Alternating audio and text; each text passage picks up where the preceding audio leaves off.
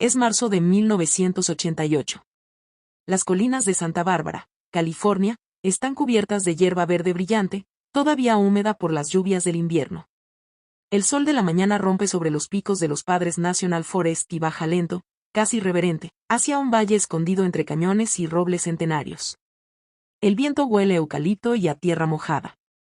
Desde la carretera de Figueroa Mountain, a la altura del número 5225, hay una verja de hierro forjado con adornos dorados.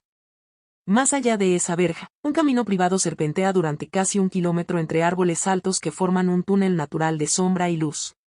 Y al fondo, al final de ese camino, aparece una mansión de estilo normando francés, con tejados de pizarra, torres de piedra gris, ventanas de madera blanca y jardines formales que parecen sacados de un cuadro inglés del siglo XIX. Hay un lago de 4 acres con una cascada de casi 1,5 metros de altura. Hay flores en cada rincón. El silencio es casi sobrenatural, interrumpido solo por el canto de los pájaros y el sonido suave del agua. Hermoso. Sí, pero eso es solo la fachada. Porque detrás de esos muros de piedra, detrás de esos jardines perfectamente podados, detrás de esa belleza cuidadosamente construida para ser un refugio eterno contra el mundo exterior, se estaba gestando una de las historias financieras más devastadoras en la historia del entretenimiento moderno. Un sueño que costó decenas de millones de dólares construir, otros tantos mantener, y que al final no pudo salvarse ni con toda la música más exitosa del siglo XX. ¿Cuánto vale el escapar? ¿Cuánto cuesta construir un paraíso? ¿Y qué pasa cuando el paraíso se convierte en la prisión más cara del mundo? Esta es la historia de Neverland Ranch. La historia del lugar más famoso, más extraño, más costoso y más trágico que jamás habitó un artista en la historia del pop. La historia de un niño que nunca quiso crecer, que construyó un mundo entero para demostrarlo, y que pagó por ese sueño con todo lo que tenía, su dinero, su paz, su nombre, y finalmente su vida. Esta es la historia de Michael Jackson y el rancho que lo devoró. Para entender lo que fue Neverland, primero hay que entender lo que es. No lo que era. Lo que es. Porque aunque los juegos ya no giran y los animales ya no rugen, la tierra sigue ahí. Las 2.700 acres de terreno en el condado de Santa Bárbara, California, a exactamente 5 millas al norte del pueblo de Los Olivos y 8 millas al norte de la ciudad de Santa Inés, siguen siendo un espectáculo geográfico que pocos lugares en California pueden igualar. 2.700 acres. Para que te hagas una idea, eso es aproximadamente el doble del tamaño del Central Park de Nueva York. Es una extensión de tierra tan vasta que se necesita un mapa para cruzarla. Praderas abiertas que se convierten en bosques de roble. Colinas suaves que caen hacia arroyos naturales. Una topografía que los geógrafos describen como una mezcla entre sabana africana y campiña inglesa. El administrador de Colony Capital, Kyle Forsyth, lo resumió perfectamente años después: Manor inglés se encuentra con Kenia. Y no exageraba. La dirección oficial es 5225 Figueroa Mountain Road. El nombre original de la propiedad era Saca Laderas Ranch. No fue Michael Jackson quien la bautizó primero. Antes de que existiera el sueño, había un empresario del sector inmobiliario llamado William Bone que compró la tierra en 1981 y la rebautizó como Sycamore Valley Ranch. Bone era un constructor visionario con 10 páginas de especificaciones arquitectónicas en la cabeza. Contrató al arquitecto Robert Altevers, un profesional con reputación sólida en California, y juntos pasaron 2 años y medio investigando diseños, viajando por Europa, estudiando las grandes casas señoriales del sur de Inglaterra y los châteaux del norte de Francia. El resultado se completó en 1982, la residencia principal, una estructura de 12.598 pies cuadrados, aproximadamente 1.170 metros cuadrados. Construida en estilo normando francés, con tejados de pizarra, chimeneas de piedra, maderas talladas a mano y jardines formales que reproducían la escala y la solemnidad de una casa inglesa del periodo eduardiano. La casa tiene 6 habitaciones principales y 9 baños, 7 completos y 2 de servicio.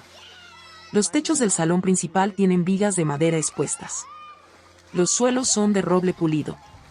Hay un comedor formal con capacidad para 20 personas y una cocina diseñada para operaciones de catering a gran escala. Bone construyó también los jardines de piedra, el puente arqueado sobre el lago, y una infraestructura hidráulica compleja para alimentar tanto las fuentes decorativas como el riego de los jardines. Dijo una vez que en esa propiedad había logrado todo lo que había querido hacer en 15 años de construcción de casas, pero no había podido. Una obra maestra arquitectónica privada, escondida entre las colinas de California, prácticamente invisible desde la carretera. Bone la puso a la venta en 1987 por $35 millones, sin muebles. Pero los números no cuentan lo más importante. Entras por la verja de hierro forjado con adornos dorados y el mundo exterior desaparece de inmediato. El camino de entrada serpentea entre olmos y robles, y antes de que llegues a la mansión ya habrás cruzado un puente sobre el arroyo natural que atraviesa la propiedad. A tu izquierda, el lago de 4 acres, casi 2 hectáreas de agua quieta, refleja las nubes y los árboles con una fidelidad de espejo. La cascada de 1,5 metros que lo alimenta crea un sonido constante, un susurro acuoso que llena el silencio del valle. La fachada principal de la mansión está construida con piedra calcárea de color crema que se vuelve dorada al atardecer. Las torres laterales enmarcan la entrada principal, un arco de piedra con doble puerta de madera maciza. Al cruzar ese umbral, entras directamente en un hall de entrada con suelo de mármol y una escalera doble que sube hacia las habitaciones privadas. A la derecha, la biblioteca, forrada de madera oscura y con ventanas que miran al jardín trasero. A la izquierda, la sala de estar formal, con chimenea de mármol y techos de más de 4 metros de altura. Al fondo del edificio principal, una sala de baile, una sala de baile, con suelo de madera especialmente tratado y espejos en 3 de sus paredes. Junto a ella, un estudio de grabación privado que Jackson equiparía después con tecnología de primer nivel. Continúas y llegas a una ala completa de habitaciones de huéspedes. Luego, por una galería acristalada, accedes a lo que en cualquier otra propiedad sería el patio trasero. Aquí, es otra cosa completamente diferente. A 300 metros de la casa principal, siguiendo el camino de piedra entre rosales y setos podados en forma de animales, aparece la casa de la piscina, 3.700 pies cuadrados. 344 metros cuadrados, con su propia cocina, baños de mármol y una terraza que da a la piscina exterior de dimensiones olímpicas. Más allá de la piscina, 3 casas de huéspedes separadas, cada una con su propia identidad arquitectónica, sus propios jardines, sus propios sistemas de climatización y seguridad. Luego los establos, los corrales, los pastos vallados. Y finalmente, en el corazón de la propiedad, el teatro privado, 5.500 pies cuadrados, 510 metros cuadrados, con aforo para 100 personas, pantalla de cine de dimensiones comerciales. Sistema de sonido Dolby Surround instalado con las especificaciones de las mejores salas de Hollywood, escenario con iluminación profesional y camerinos en la parte trasera. En el extremo sur de la propiedad, una estación de tren. Una estación de tren real, con plataformas de ladrillo rojo, señales metálicas y una torre de reloj. El nombre de la estación, Catherine Station, en honor a la madre de Michael Jackson. Esto no es una casa, es un organismo. Un organismo vivo que necesita agua, energía, trabajo humano constante, dinero ininterrumpido para seguir latiendo. Y como todo organismo, tenía un metabolismo que jamás descansaba. Cuando Michael Jackson la compró en marzo de 1988 por $19.5 millones, equivalentes a aproximadamente $48 millones de hoy. Ya era un animal de considerables necesidades. Lo que haría después la convertiría en una bestia imposible de alimentar. El 29 de agosto de 1958, en una pequeña casa de madera en el número 2300 de Jackson Street, Gary, Indiana, nació el octavo de 10 hijos de Joseph y Catherine Jackson.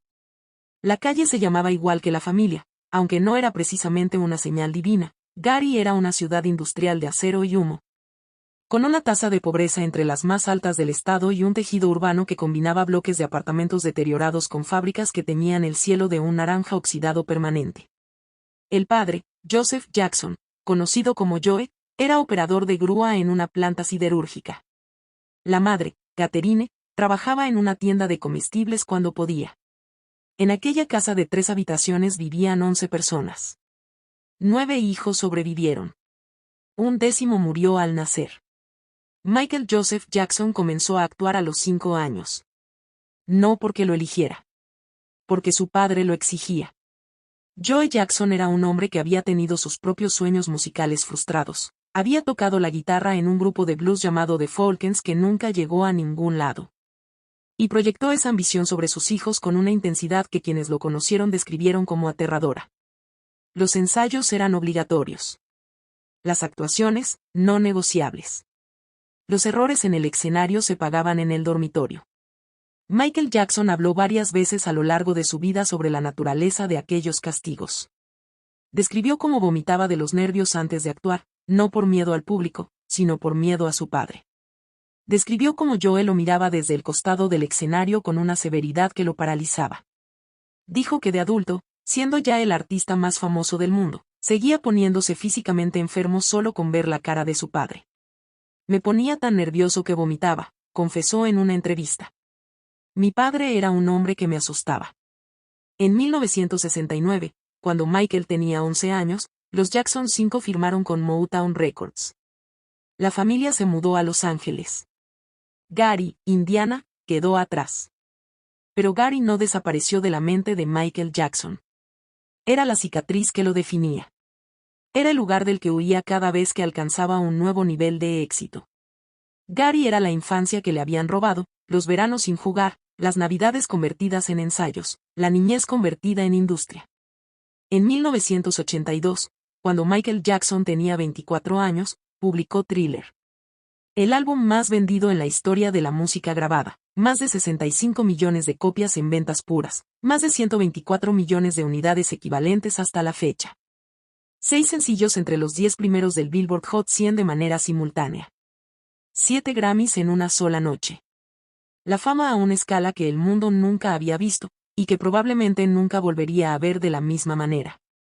Y detrás de esa fama astronómica, un hombre joven que nunca había tenido una infancia normal, que vivía literalmente sitiado por el mundo, que no podía salir a la calle sin ser literalmente aplastado por multitudes. Y que cargaba heridas emocionales tan profundas que ningún número de discos de platino podía cicatrizarlas.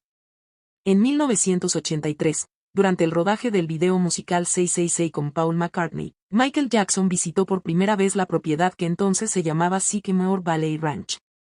McCartney estaba hospedado allí durante las semanas de producción. Jackson recorrió las 2.700 acres en carruaje tirado por caballos. La hermana de Michael, LaToya Jackson, relataría años después que al terminar ese recorrido, su hermano le dijo que algún día ese lugar sería suyo. Era un hombre que había pasado su infancia en una casa pequeña y abarrotada en una ciudad industrial, rodeado de humo de fábrica y ensayos obligatorios. Aquí había kilómetros de silencio. Había lagos. Había colinas. Había la libertad geográfica absoluta que nunca había conocido. ¿Por qué esta propiedad en esta ubicación? Porque Santa Bárbara era lo suficientemente lejos de Los Ángeles para crear distancia psicológica del Circo de la Fama, pero lo suficientemente cerca, 2 horas en helicóptero o automóvil, para que el trabajo siguiera siendo posible. Porque las colinas de los Padres National Forest eran un escudo natural contra la intrusión. Porque las 2.700 acres representaban una escala de privacidad que ninguna propiedad en Los Ángeles o Nueva York podía ofrecer.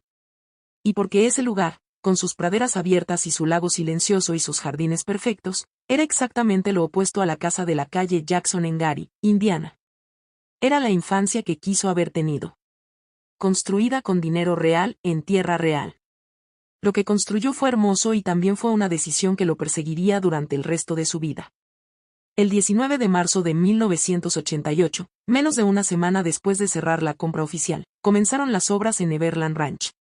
La transacción había sido formalizada a través de un fideicomiso cuya administración inicial recayó en el abogado de Jackson, John Branca, y su contador, Marshall Gelfand.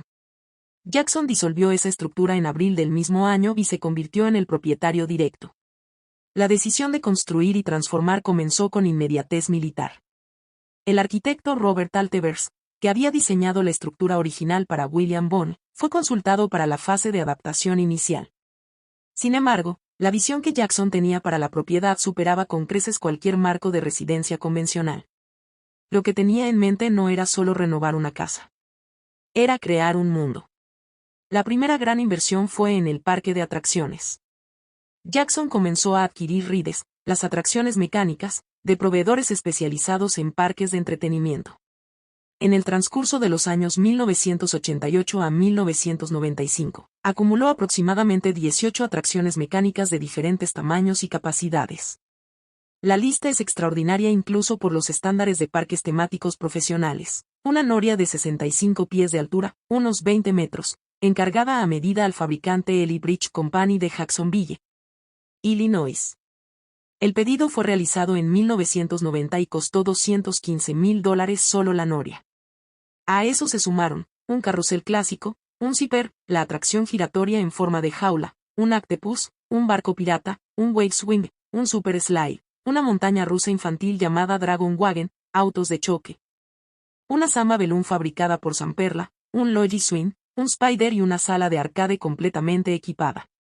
Todo eso requería ingeniería de base, cimentaciones especiales, sistemas eléctricos de alta tensión, estructuras de apoyo subterráneas. Cada atracción tenía su propio sistema de mantenimiento, sus propios técnicos especializados, sus propios protocolos de seguridad exigidos por la legislación californiana. Luego llegaron los trenes. No uno. 3. El primero y más conocido era el Neverland Valley Railroad, un tren de vía estrecha de 3 pies, 914 milímetros. Con una locomotora de vapor real fabricada por Crown Metal Products en 1973, modelo 4-4-0 con designación 2B. Jackson la bautizó Catherine, en honor a su madre. El tren recorría un circuito de varios kilómetros por la propiedad, con su propia estación, Catherine Station, construida en ladrillo rojo con plataformas auténticas, señales de ferrocarril y una torre de reloj floral. El segundo era un tren de vía de 2 pies, 610 milímetros, con una réplica de la locomotora Contador Público Huntington fabricada por Chance Rides. El tercero era un tren eléctrico privado de fabricación alemana, construido en 2001 por la empresa Elektromobiltechnik, con 100 pies, 30 metros, de vía instalada en el jardín trasero de la mansión principal. Diseñado para uso exclusivo de los hijos de Jackson. El zoológico fue construido en etapas a lo largo de la década de los 90. Jackson adquirió más de 50 especies y un total de al menos 130 animales.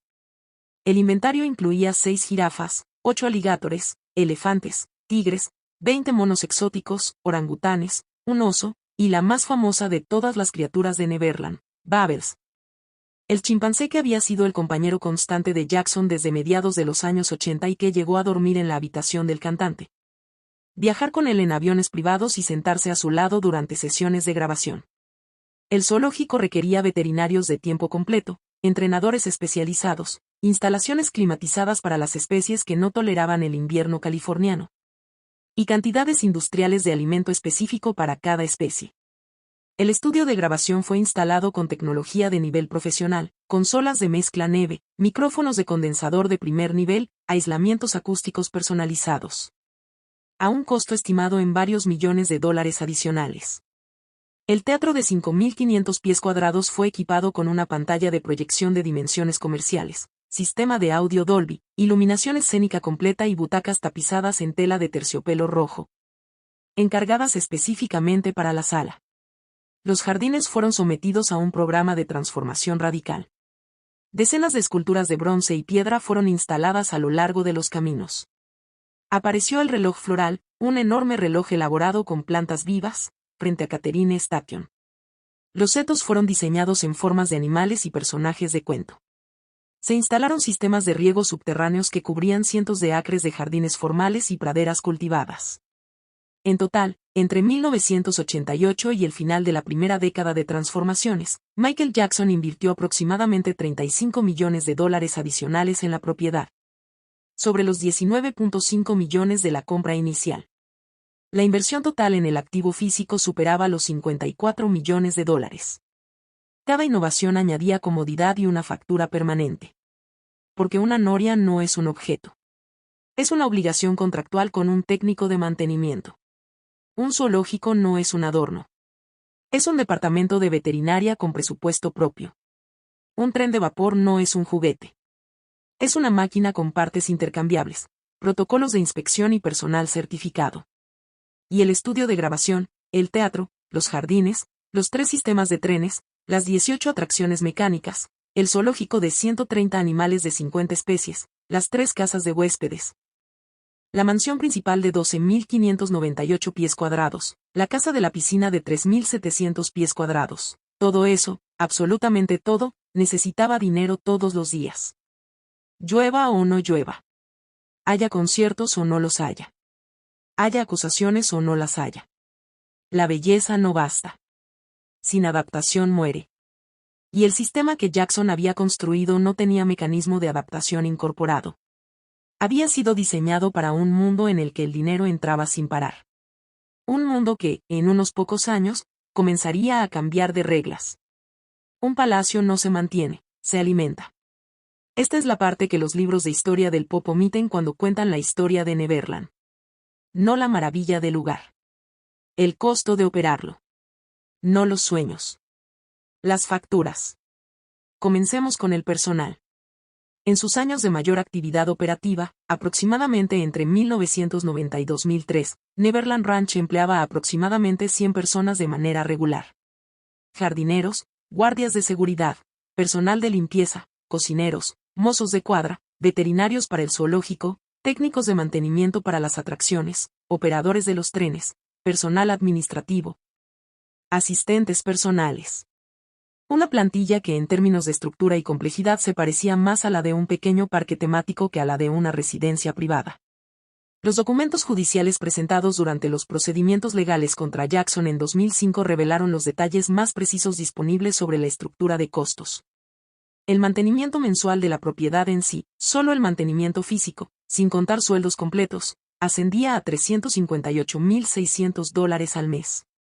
Desglosado, $95,700 mensuales solo para jardinería.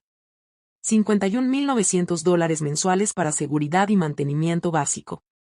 El resto se distribuía entre operaciones del zoológico, mantenimiento de las atracciones, sistemas de trenes, equipos electrónicos del teatro y el estudio. Multiplicado por 12, solo mantenimiento físico básico, $4.3 millones al año. Añade los sueldos. Aproximadamente 100 empleados a tiempo completo, con salarios que en California estaban sujetos a las regulaciones del Estado sobre trabajo y beneficios. Los testimonios judiciales y los documentos de la Agencia de Desarrollo de Empleo de California, que intervino en 2006 cuando Jackson dejó de pagar sueldos, confirman que tenía al menos 69 empleados formalmente documentados. El costo de personal, incluyendo seguros médicos, contribuciones a pensiones y compensaciones laborales, se estimaba entre 3 y 4 millones de dólares anuales. Las utilidades, una propiedad de 2.700 acres en California, con una mansión de 12.598 pies cuadrados, 3 casas de huéspedes. Una casa de piscina de 3.700 pies cuadrados, un teatro de 5.500 pies cuadrados, un zoo climatizado, un estudio de grabación, 18 atracciones mecánicas con motores eléctricos. 3 sistemas ferroviarios, bombas hidráulicas para el lago y las fuentes, sistemas de riego subterráneos y 2 kilómetros de iluminación ornamental. El consumo eléctrico mensual de una operación de este tipo en California se estimaba en el rango de $100,000 a $150,000 mensuales. Agua y saneamiento, otros $20,000 a $30,000 mensuales. Gas y calefacción, aproximadamente $15,000 mensuales. Total servicios, entre $135,000 y $195,000 al mes. Anualizado, entre 1.6 y 2.3 millones de dólares al año solo en servicios básicos. El seguro. Una propiedad de este valor y con esta actividad, un zoo, un parque de atracciones, visitas de menores, animales exóticos, estructuras de alto valor asegurado, genera primas de seguros extraordinarias. Los registros financieros disponibles indican un gasto en seguros de inmueble y responsabilidad civil de aproximadamente 1.4 millones de dólares anuales, equivalente a unos $120,000 mensuales. El impuesto predial. Bajo la ley de California, una propiedad tasada en el periodo de mayor valor activo de Neverland en aproximadamente $100 millones generaba un impuesto predial anual de aproximadamente 1 a 1.2 millones de dólares. Sujeto a la Proposición 13 pero ajustado por las mejoras continuas. El total anual de operación de Neverland Ranch, en los años de máxima actividad durante la primera mitad de los años 90, se situaba entre 5 y 10 millones de dólares al año, dependiendo del nivel de actividad. El mantenimiento extraordinario y los ciclos de renovación de las atracciones. Los testimonios bajo juramento presentados en los casos legales contra Jackson indicaron específicamente 5 millones de dólares anuales de costos de Neverland más 7.5 millones anuales en gastos personales de Jackson. A viajes en avión privado, ropa, regalos, colecciones de arte, compras compulsivas, llegando a un total de $12.5 millones al año de gastos fijos combinados. En contraste, los ingresos, en los años de mayor generación de caja, finales de los 80 y principios de los 90.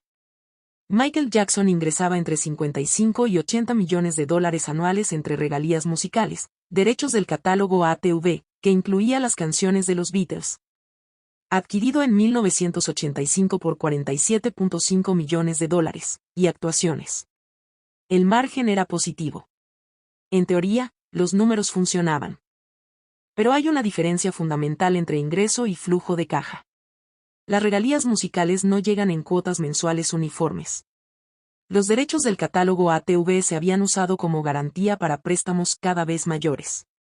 Y los gastos, esos $12.5 millones anuales, llegaban puntualmente, todos los meses, sin excepciones, independientemente de si había un álbum nuevo en el mercado o no.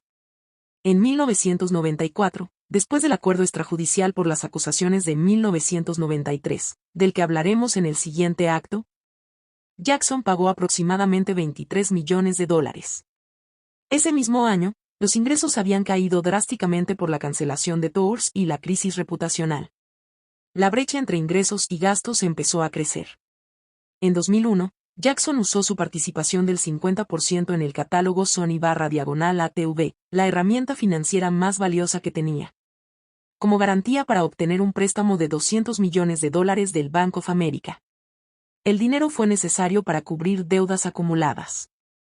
En 2006, ese préstamo había crecido hasta $270 millones y tuvo que ser refinanciado en una operación de $325 millones que implicó la venta de parte de sus derechos futuros sobre el mismo catálogo.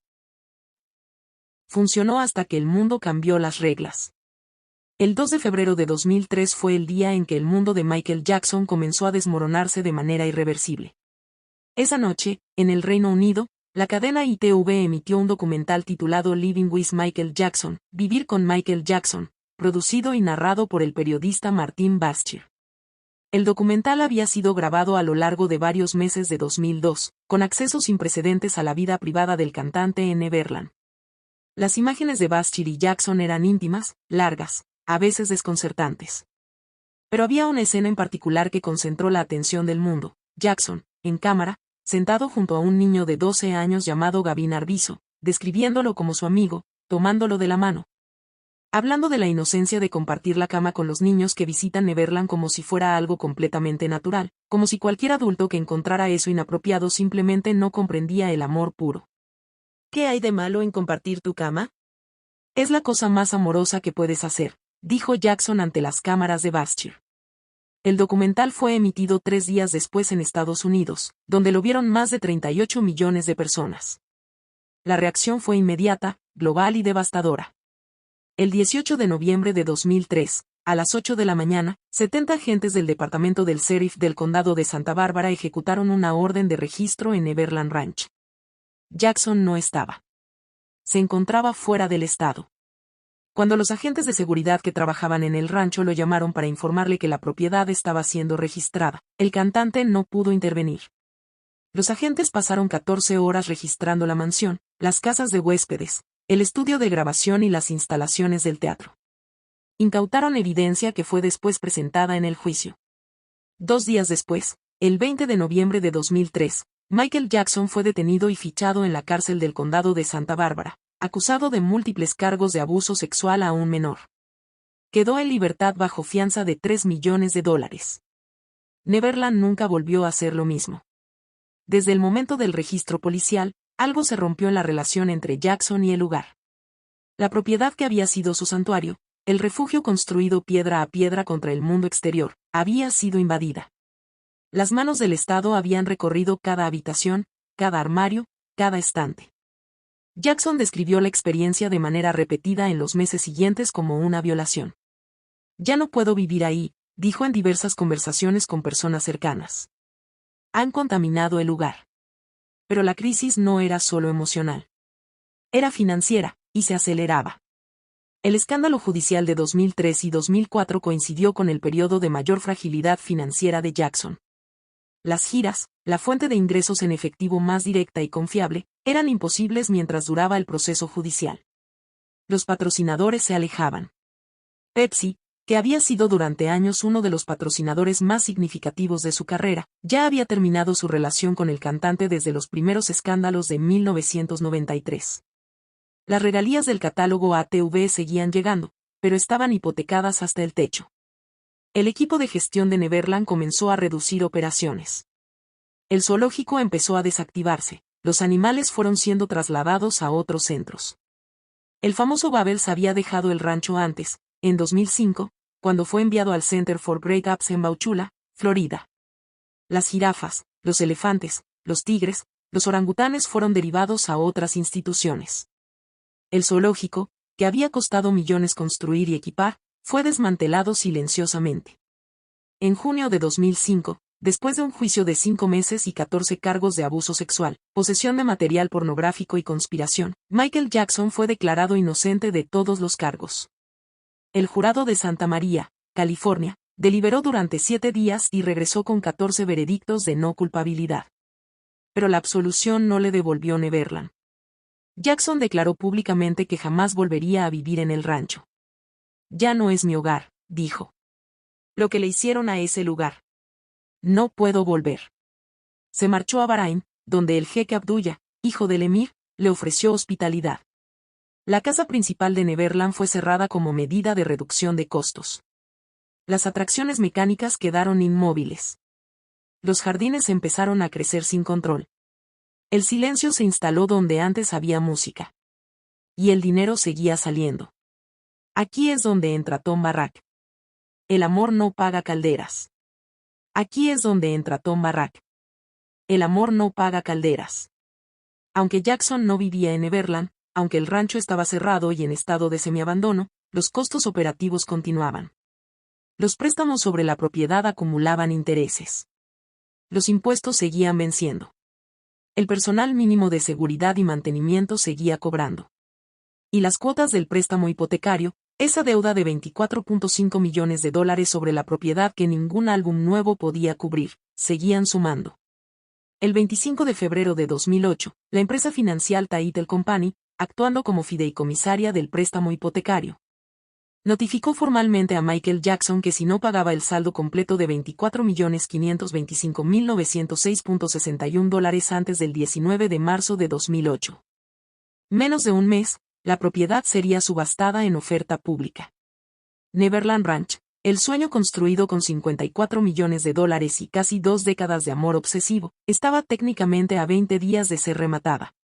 El abogado de Jackson, L. Londell Macmillan, consiguió un acuerdo temporal con el grupo Fortress Investment a mediados de marzo. Pero ese acuerdo fue provisional.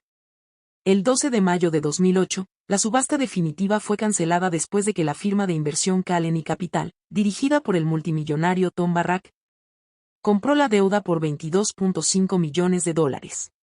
Jackson emitió un comunicado. Estoy satisfecho con los desarrollos recientes relacionados con Neverland Ranch y estoy en conversaciones con Calen y Tom Barrack sobre el rancho y otros asuntos.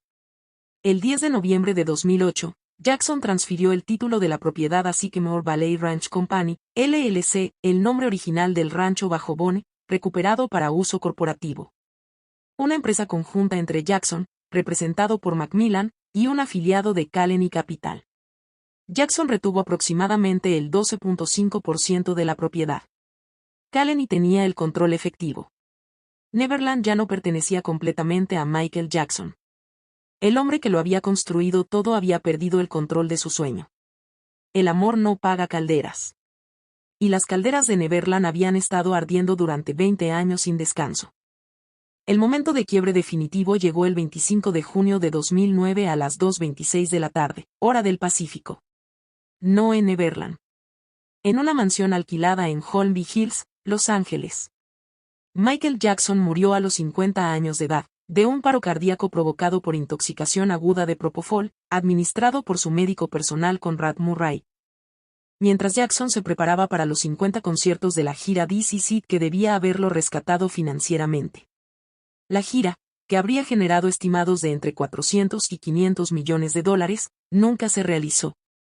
La deuda total acumulada al momento de su muerte superaba los 500 millones de dólares. Cuando Michael Jackson murió, Neverland Ranch llevaba 4 años cerrada y otros 4 en estado de abandono activo. Las atracciones que no habían sido vendidas estaban oxidándose bajo el sol californiano. Los circuitos de los trenes estaban cubiertos de maleza. Los establos vacíos. El lago, sin mantenimiento regular, había perdido la claridad que lo caracterizaba. El reloj floral de Catherine Station había dejado de funcionar. El teatro, hermético y oscuro, acumulaba polvo sobre las butacas de terciopelo rojo. Kallen Capital, que ahora controlaba la mayor parte de la propiedad, tomó el control de las operaciones y comenzó un proceso metódico de liquidación de activos. Las 18 atracciones mecánicas fueron vendidas. La compañía Hellman Sons Amusements, que había sido proveedora de rides para Jackson cuando el parque estaba activo, compró el Zipper, el Logie Swing y el Spider. Butler Amusements, de Fairfield, California, adquirió 6 atracciones adicionales. Desde el otoño de 2009, esas atracciones comenzaron a aparecer en ferias agrícolas y festivales del condado a lo largo de California, Oregón y Washington, a veces con letreros que explicaban su origen en Neverland. La noria de 65 pies, aquella encargada a medida en 1990 por $215,000, fue comprada por Archway Amusements Corp. De Imperial, Missouri. Hoy sigue girando en algún festival del medio oeste americano, sin que la mayoría de las personas que la montan sepa que alguna vez estuvo en el jardín privado del hombre más famoso del mundo. La montaña rusa Dragon Wagon fue instalada de manera permanente en Coney Island, Nueva York. El barco pirata Sea Dragon fue adquirido en 2008 por el Parque Beach Bend en Bowling Green, Kentucky. Los autos de choque terminaron en Calexpo, sede de la Feria Estatal de California. Los animales del zoo habían sido trasladados antes. Bubbles reside actualmente en el Center for Great Apes en Florida. Las jirafas, los tigres, los elefantes y los orangutanes fueron distribuidos a diferentes zoológicos e instituciones de rescate animal a lo largo de Estados Unidos. Con los activos operativos eliminados, Kallen y Northstar, como se llamó la firma después de una serie de fusiones corporativas, invirtió en restaurar la propiedad física. Los jardines fueron recuperados. La mansión fue refaccionada. Las instalaciones fueron reconvertidas a su estado de residencia privada de lujo, borrando lo que quedaba del parque temático. En mayo de 2015, la propiedad fue puesta en venta con el nombre de Sycamore Valley Ranch, el nombre original, deliberadamente despojado de toda asociación con Jackson, con un precio inicial de $100 millones. Nadie pagó $100 millones. En febrero de 2017, el precio cayó a 67 millones. Nadie compró. En 2019, el precio se redujo a 31 millones. La propiedad seguía sin venderse. El mercado, que funciona con lógica brutal e impersonal, había emitido su veredicto. El estigma asociado a las acusaciones contra Jackson había depreciado el activo de manera estructural. Compradores potenciales que llegaban interesados por las características físicas de la propiedad, las 2.700 acres, la mansión normanda, el lago, la infraestructura. Se retiraban cuando el peso cultural y reputacional de la historia se hacía presente. La belleza no basta. Sin adaptación muere. En diciembre de 2020, después de 5 años y medio en el mercado y 3 reducciones sucesivas de precio, la propiedad fue finalmente comprada por Ronald Burkle, el multimillonario cofundador del fondo de inversión Yucaipa Companies, amigo personal de la familia Jackson, por $22 millones. $78 millones menos que el precio inicial de venta. Aproximadamente 2.5 millones más que el precio que había pagado Jackson 32 años antes, en 1988, cuando el mundo era diferente y el sueño era posible. Burkle lo compró describiendo la operación como una oportunidad de land banking, una inversión en suelo que podría revalorizarse con el tiempo independientemente de las estructuras construidas. En 2021 y 2022, comenzó trabajos de restauración en los edificios existentes.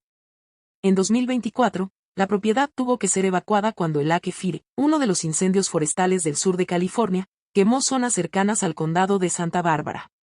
La tierra sigue ahí. Los árboles siguen creciendo. El lago, restaurado, vuelve a reflejar las colinas. El valor estimado actual de la propiedad en manos de Burkle se sitúa entre 25 y 35 millones de dólares como activo inmobiliario puro. Muy lejos de los 100 millones que Kallen y Northstar esperaba recuperar. Muy lejos de los 54 millones que Jackson invirtió en la tierra y las estructuras. Y, paradójicamente, casi idéntico al precio de compra original en términos nominales, como si 35 años de historia, de transformaciones extraordinarias, de un zoo, un parque temático y 3 sistemas ferroviarios, no hubieran añadido valor alguno a la transacción. El legado cultural de Neverland, en cambio, es incalculable.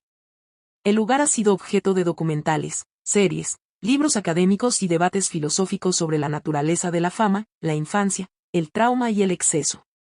El nombre Neverland evoca algo que trasciende la geografía y la propiedad inmobiliaria. Evoca una pregunta sobre lo que un ser humano es capaz de construir y destruir en el intento de escapar de sí mismo.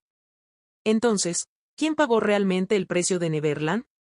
Michael Jackson pagó con $19.5 millones en 1988. Pagó con 35 millones adicionales en renovaciones y construcciones. Pagó con 5 a 10 millones al año durante 15 años en costos de operación. Pagó con la deuda acumulada que al momento de su muerte superaba los $500 millones. Pagó con la pérdida de control sobre la propiedad en 2008. Pagó con la incapacidad de regresar a un lugar que había creado con sus propias manos. Pagó con su paz mental, que nunca volvió a los niveles que existían antes de noviembre de 2003. Pagó, en última instancia, con su vida, intentando financiar con el Tour This Is It la montaña de deuda que el sueño había generado. Pero Jackson no fue el único que pagó. Los 69 empleados formalmente documentados, y los cerca de 100 que trabajaban en el rancho en distintas capacidades, pagaron con sueldos impagos. En marzo de 2006, cuando el estado de California los obligó a abandonar sus puestos porque los seguros laborales habían vencido sin renovarse. Esas personas perdieron de golpe no solo su ingreso sino también la continuidad laboral que habían construido durante años trabajando para el hombre más famoso del mundo.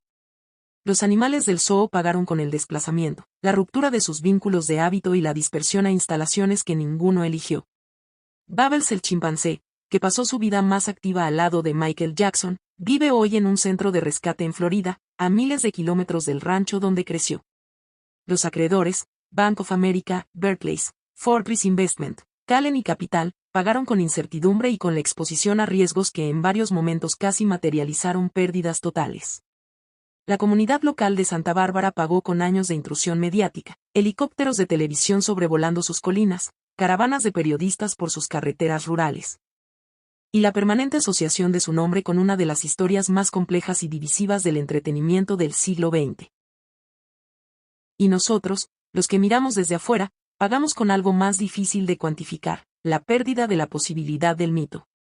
Durante 15 años, Neverland fue la prueba de que una persona con suficiente talento, suficiente dinero y suficiente determinación podía construir exactamente el mundo que quería habitar. Era la demostración de que el sueño no solo era posible, sino que se podía hacer real, con piedra, con acero, con tierra, con agua y con animales vivos. Y después fue la demostración de que incluso el sueño más sólido, el más cuidadosamente construido, el más costoso y el más vigilado, puede convertirse en una trampa. Que la escala misma del sueño puede ser el mecanismo de su destrucción. Que hay un punto en el que el refugio se convierte en jaula. Que hay una diferencia fundamental entre construir un mundo y habitar uno. Michael Jackson quería escapar del mundo. Construyó uno alternativo y se encerró en él. Pagó por ese encierro con todo lo que tenía. Y al final, cuando el mundo exterior decidió entrar de todos modos, con órdenes de registro, con cámaras de televisión, con notificaciones de ejecución hipotecaria, no había muro lo suficientemente alto. No había lago lo suficientemente amplio, no había sol lo suficientemente exótico que pudiera detenerlo. El amor no paga calderas. Y cuando las calderas se apagan, cuando el dinero se acaba, cuando los animales son trasladados y las atracciones son vendidas y los trenes dejan de circular y los jardines empiezan a crecer sin control, lo que queda no es el sueño. Es la tierra. Son las piedras. Es el silencio de 2.700 acres que ya no tiene nombre propio. Que ya no se llama Neverland. Que volvió a llamarse Sycamore Valley Ranch, el nombre que tenía antes de que Michael Jackson llegara, como si el mercado inmobiliario tuviera su propia forma de escribir el epitafio. La imagen final es esta, una noria de 65 pies. Construida en 1990 por $215,000 específicamente para el jardín privado de un hombre que quería tener la infancia que nunca